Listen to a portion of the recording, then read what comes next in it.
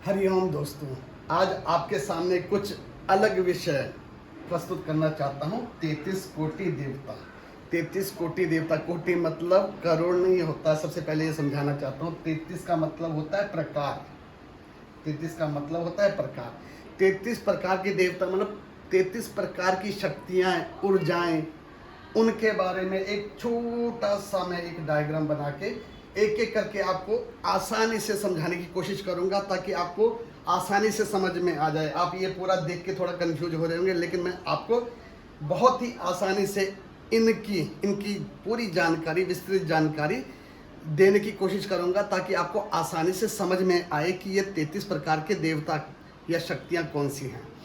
सर्वप्रथम बोला जाता है अष्टवसु, 8 वसु। अष्टवसु, वसु का मतलब होता है पृथ्वी। पृथ्वी पृथ्वी की आंतरिक शक्तियां, भूमि के अंदर 8 प्रकार की शक्तियां होती हैं।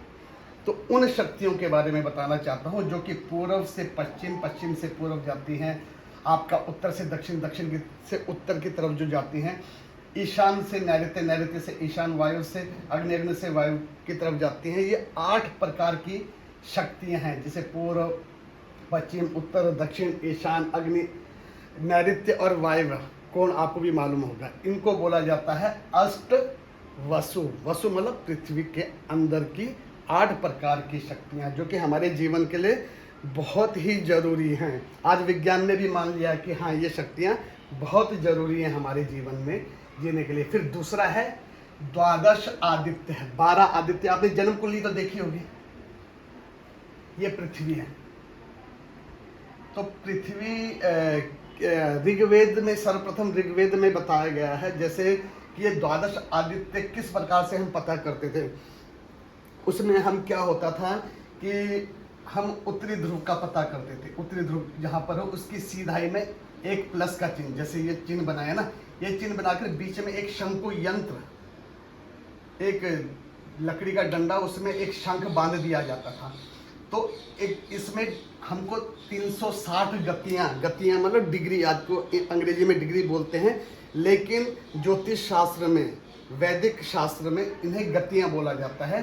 360 गतियों का निर्माण करके, जिस दिन सूर्य की छाया सुबह लेकर 180 गति या डिग्री में पहुंचे, तो उस दिन मेष राशि का सूर्य माना जाता था। मेष राशि का सूर्य माना जाता था, जो कि आज के समय में 21 मार्च को आता है। आप अंग्रेजी भी, अब अंग्रेजों को भी मान देखते होंगे, तो अंग्रेज बोलते हैं कि भाई हमारे जोडियक साइन, एरियल साइन है, वह वैदिक है, असली वैदिक है। लेकिन हम क्या बोलते हैं, इससे केवल ऋतुओं के बारे में ही हमको मालूम चलता है। जो अगर ऋतुएं अगर बदलेंगी नहीं, तो जीवन जीना संभव ही नहीं है। क्योंकि अगर गर्मी ही रहेगी, बारिश ही नहीं आएगी, ठंडी ही नहीं आएगी, गर्मी में तो आदमी टेम्परेचर में मर जाएगा एकदम से।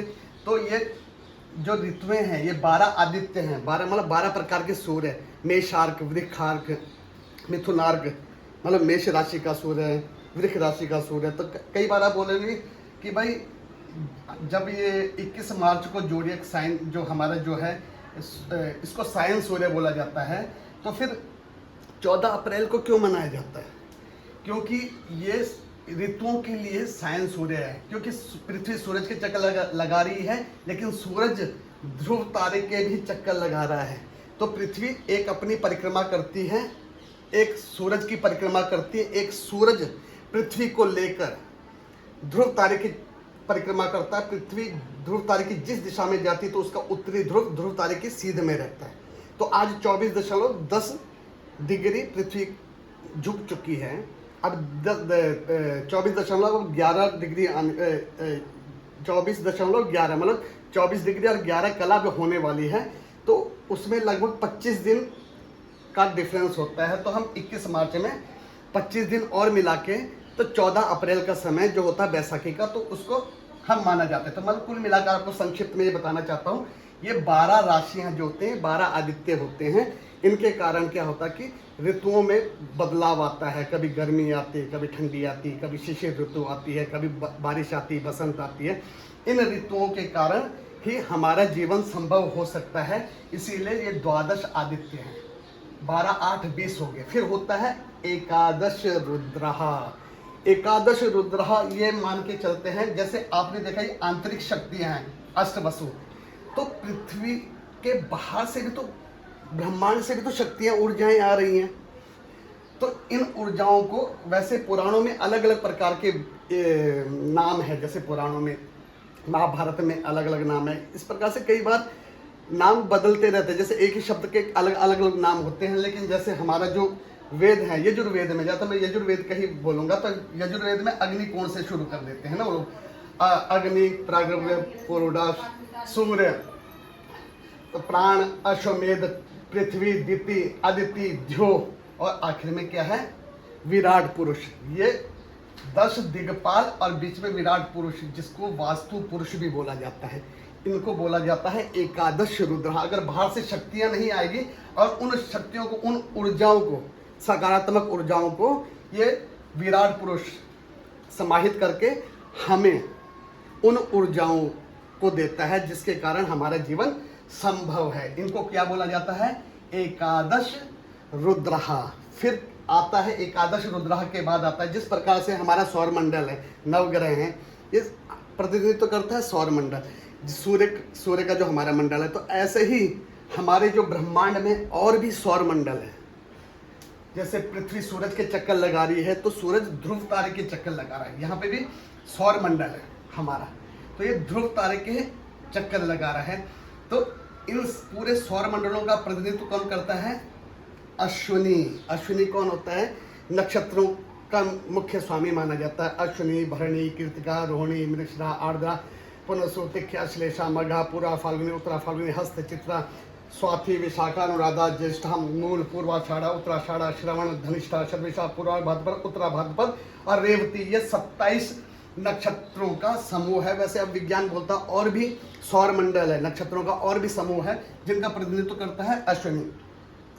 कभी कभी हम बोलते हैं कि 28वां भी हमको दिखता है, जब हम खड़े रहते हैं आकाश में, चारों तरफ हमको 27 ही नक्षत्रों के समूह दिखते हैं। कभी कभी 28वां अभिजित भी दिख जाता है, तो उसको बोला जाता है अश्विनी। और कुमार असलियत में राजकुमार ध्रुव एक बहुत बड़े राजा थे, उनकी बहुत बड़ी कथाएं हैं, तो उनके नाम से इस ध्रुव तारे का नाम कुमार रखा गया। कोई ध्रुव भी बोलता है, कोई कुमार भी बोलता है, कोई ध्रुव कुमार, राजकुमार ध्रुव भी बोलता है। राजकुमार ध्रुव को ही ध्रुव तारे का अंग माना जाता है, इसलिए ये ध्रुव तारा ये मुख्य, क्योंकि ये मुख्य स्रोत है। अगर इसकी ऊर्जाएं इन नक्षत्रों को मिलते हुए हमारे सौर मंडल तक आती हैं और हमारे सौर मंडल से फिर पृथ्वी में आती हैं। तो इसी प्रकार मैंने सूक्ष्म रूप से इन शक्तियों के बारे में आपको बताया है, जो कि 33 कोटि मतलब प्रकार की शक्तियां हैं। अभी थोड़ा सा इतने संक्षिप्त रूप से समझाना चाहता हूँ, अगर विस्तृत रूप से समझाऊंगा तो थोड़ा कंफ्यूजन हो जाएगा। हरिओम।